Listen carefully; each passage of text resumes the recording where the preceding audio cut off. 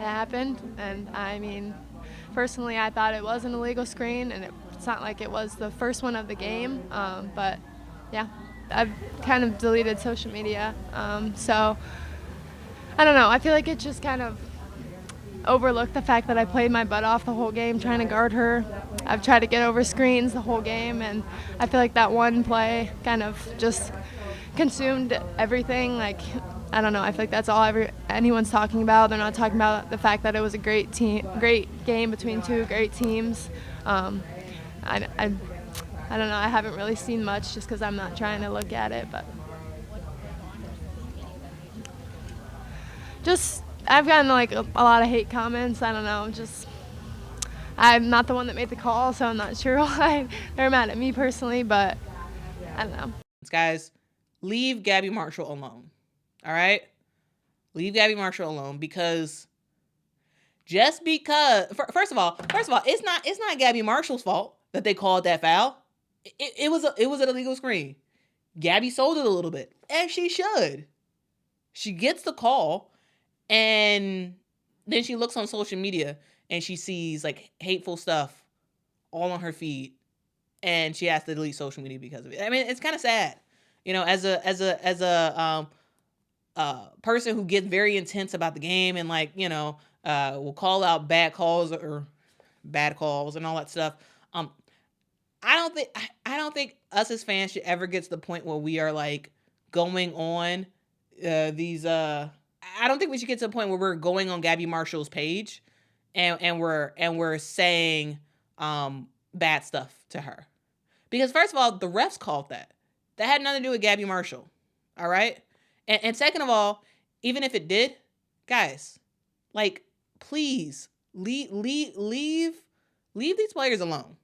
First of all, leave these players alone. Yeah, Alex. Yep. Her accounts are still up, but she deleted it from her phone, so she won't see them, even though they're still out there.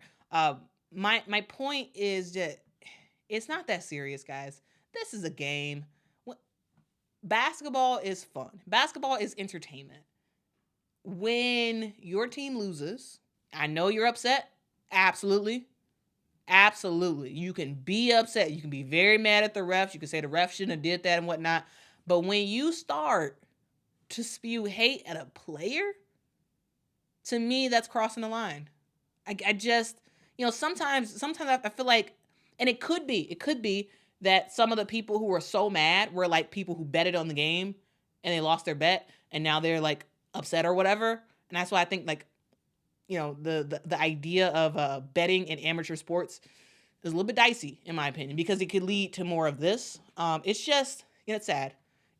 Don't go giving somebody death threats because your team lost. Like, it's not that serious. It's really not. It's really, really not that serious. And I think as we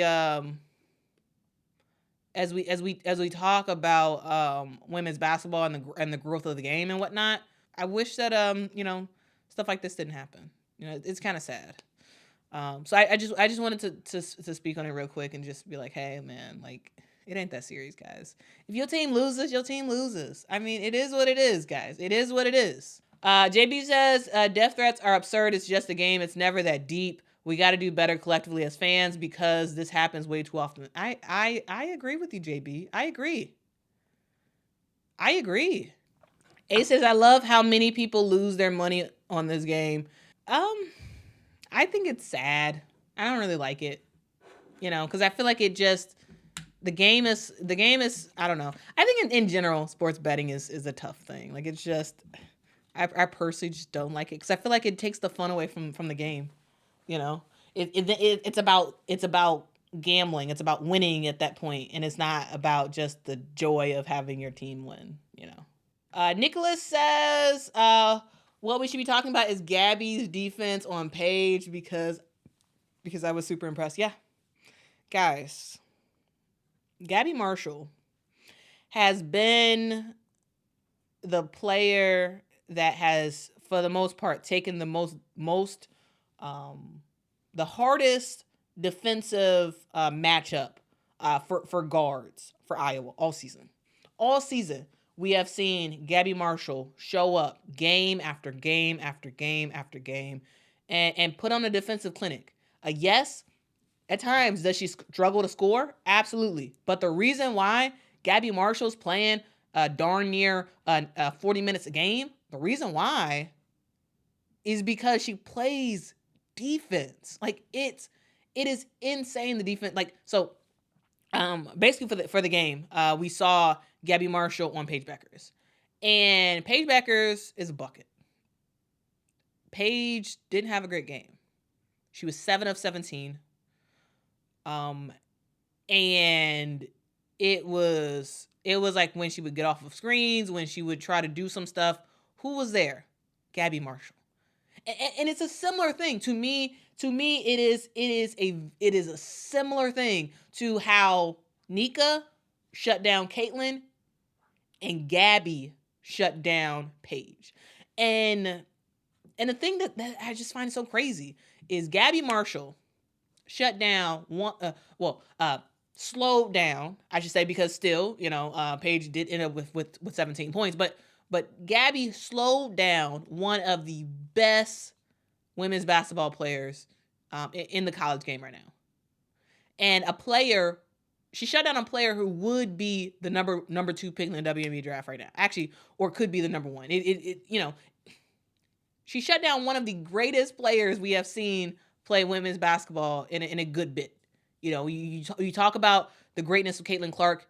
You talk about the greatness of Paige Bueckers. Like, these are players who have done it for years in the college game at an elite level, right? So the greatness of Paige Bueckers and how she was severely slowed down by Gabbie Marshall, a player who is starting for Iowa, playing just about 40 minutes a game, and is a player who will go on to not play in the WNBA next year. But the idea that she could be this good defensively, to shut down a top player, and us likely not see her in the WNBA, it's wild. It is absolutely wild. But yeah, absolutely. Let's give Gabbie her flowers, because Gabbie's been doing this all season. Like this, to me, Nika played defense better than she normally plays defense, in my opinion.